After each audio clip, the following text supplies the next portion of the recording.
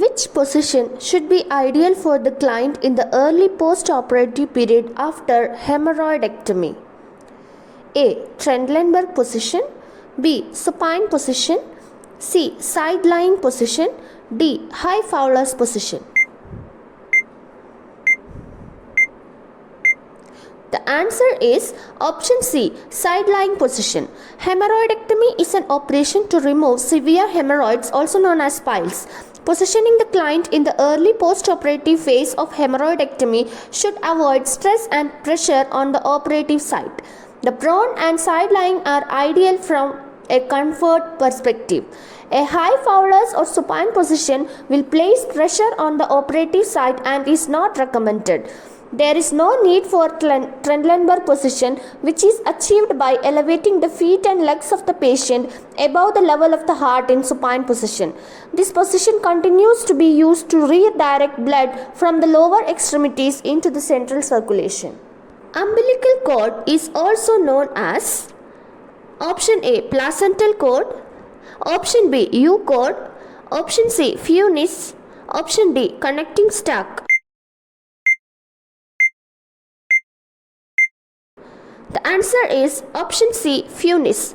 The umbilical cord or funis forms the connecting link between the fetus and placenta. In placental mammals, the umbilical cord is also called as the navel string or birth cord or funiculus umbilicalis. It is a conduit between the developing embryo or the fetus and the placenta. During prenatal development, the umbilical cord is physiologically and genetically the part of the fetus and normally contains two arteries and one vein buried in Wharton's jelly. The umbilical vein supplies the fetus with oxygenated, nutrient-rich blood from the placenta. Conversely, the fetal heart pumps low oxygen, nutrient-depleted blood through the umbilical arteries back to the placenta. A patient with diabetes mellitus is on regular insulin, which is administered in the morning 9 a.m. The peak time of regular insulin is at A. 10:30 a.m. B. 12 p.m. C. 4 p.m. D. 10:30 p.m.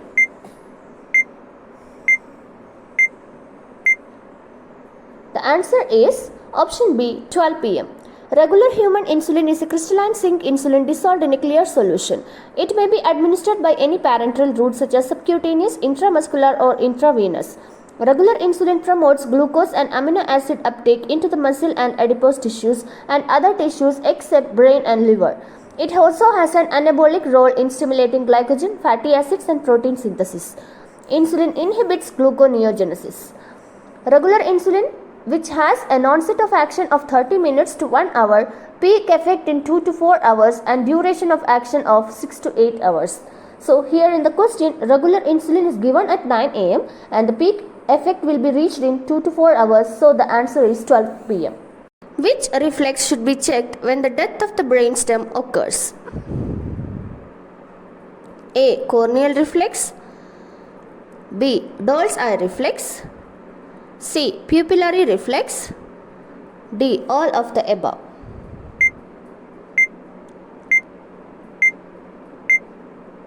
The answer is option D, all of the above.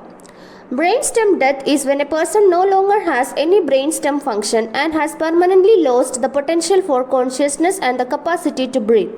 The brainstem reflex tests include: first one, corneal reflex, which is controlled by cranial nerves 5 and 7. The corneal reflex, that is blinking in response to corneal irritation, is absent in brain death.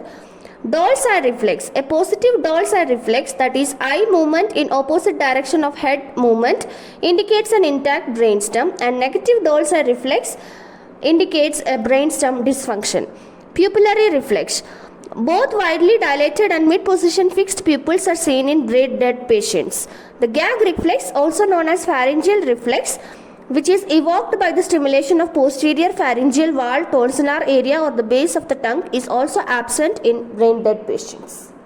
COVID face shield should be sterilized by option A, sodium hypochlorite, option B, hydrogen peroxide, option C, Dettol, option D, formalin.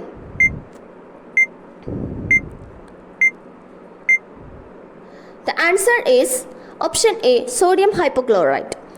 Face shields are personal protective equipment devices that are to be used by many healthcare workers during COVID-19 pandemic for protection of the facial area and associated mucous membranes. Utmost care should be taken while removing the face shield after use and to sterilize it before use.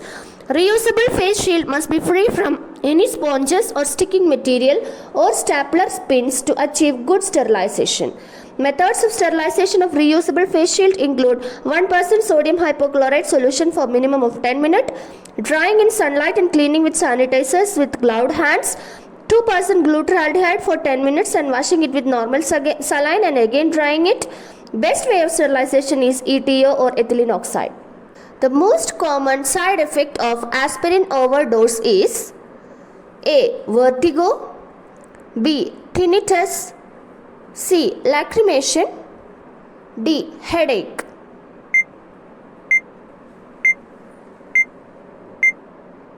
The answer is option B. Tinnitus. Aspirin is a type of non-steroidal anti-inflammatory drug that can treat mild to moderate pain, inflammation or arthritis. It also lowers the risk of heart attack, stroke or blood clots. Aspirin slows the blood clotting action by reducing the clumping of platelets. Aspirin is effective in the prevention of cardiovascular events in higher risk patients. The earliest symptom of acute aspirin overdose may include ringing in the ears, that is tinnitus, and impaired hearing.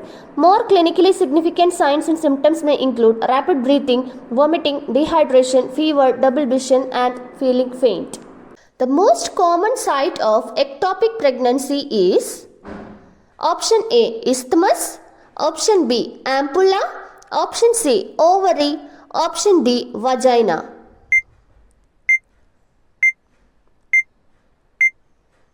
The answer is option B. Ampulla.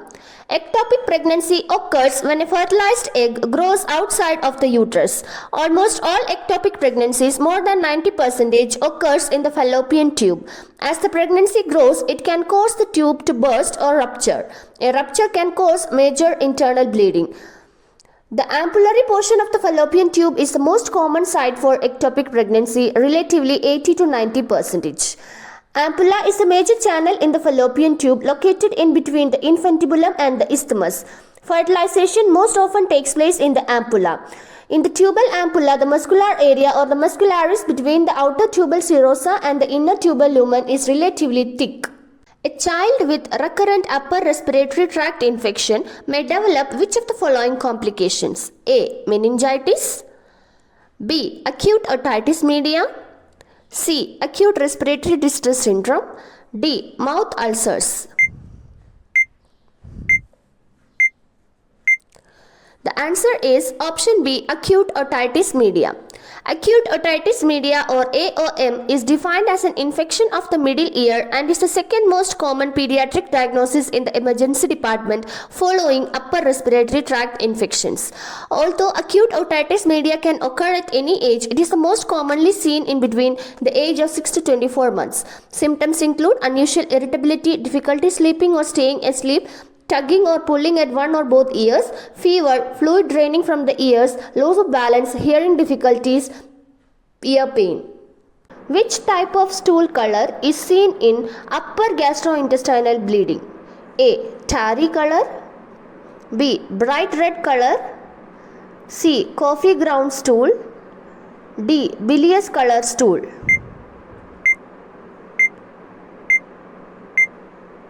The answer is option A. Tarry colored stools. The upper gastrointestinal bleeding is defined as a bleeding within the intraluminal gastrointestinal tract from any location between the upper esophagus to the duodenum. It is one of the most important medical emergencies worldwide. Black or tarry colored stools with foul smell are a sign of problem in the upper digestive tract. Causes include peptic ulcer, tears in the lining of the esophagus, enlarged veins in the esophagus called esophageal varices, portal hypertensive gastropathy, esophagitis, abnormal blood vessels, hiatal hernia, growths, etc. Which test is used to monitor vaccine potency?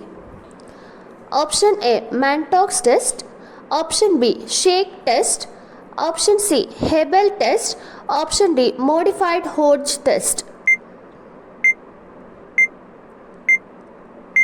The answer is option B, shake test. The shake test was designed to detect freeze damage in aluminum-based adsorbed freeze-sensitive vaccines such as DPT, typhoid, TT and hepatitis B. These vaccines must never be frozen as this reduces their immunogenicity. When these vaccines freeze, the alum content gets loose, tends to agglomerate and sediments faster than the vaccines that have not suffered freeze damage. If you suspect a vaccine has been frozen, then shake test must be conducted. Which site cannot be used for IM injections to prevent injury to sciatic nerve? Option A, ventrogluteal. Option B, dorsogluteal. Option C, vastus lateralis. Option D, deltoid.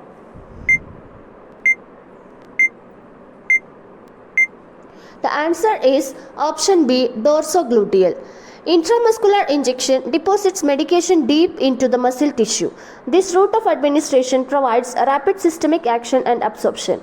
The dorsogluteal site is located in the superior lateral area of the gluteal maximus and gluteal medius muscles.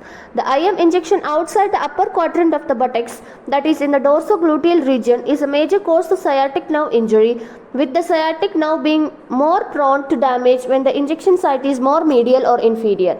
The dorsogluteal site is not the preferred site due to its proximity to the sciatic nerve and major blood vessels. Which is an example of tocolytic agent? A, magnesium. B, oxytocin. C, ergot's derivative. D, phenargon. The answer is option A, magnesium. Tocolytics are medicines that are used to slow or stop the contractions of a woman's uterus during pregnancy. They are typically given to women who are in preterm labor to try to delay birth for 1 to 2 days. Magnesium sulfate has been used for many years in obstetrics as a tocolytic agent for preterm labor and as a therapy for preeclampsia. The magnesium lowers the calcium levels in uterine muscle cells. Since calcium is necessary for muscle cells to contract, this is thought to relax the uterine muscle.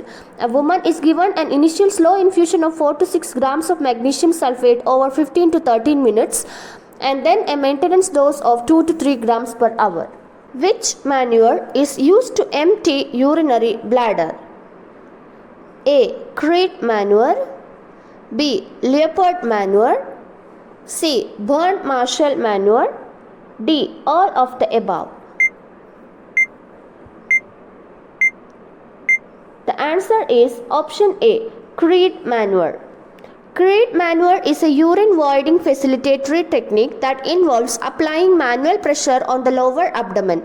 It is usually accomplished in 2 successive steps, which includes: first, place the hands on the abdomen between the umbilicus and the pubic bone and stroke downward firmly to stimulate voiding reflex. Then exert pressure above the pubic arch by placing one hand on the top of the other and firmly pressing inward to expel urine. In the 19th century, German gynecologist and obstetrician Karl Crete originally developed this maneuver to help to deliver placenta during labor. Which vaccine must be stored in freezer compartment of refrigerator? Option A, DPT. Option B, hepatitis B. Option C, measles. Option D, BCG.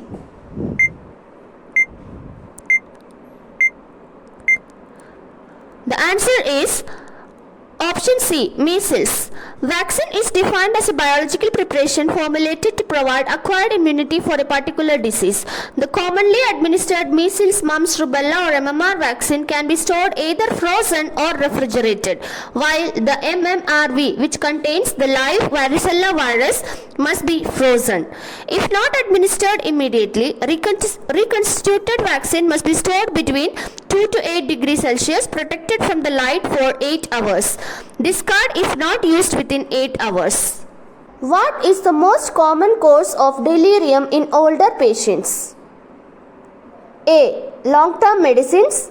B, alcohol withdrawal. C, hypoxia. D, dementia.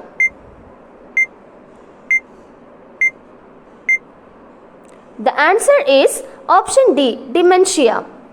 Among elderly patients, one of the most prominent risk factors for delirium is dementia, with 2/3 of all cases of delirium in this age group occurring in patients with dementia.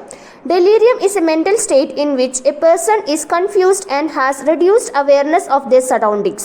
Dementia is a condition characterized by progressive or persistent loss of intellectual functioning, especially with impairment of memory and abstract thinking, and often with personality change resulting from organic disease of the brain.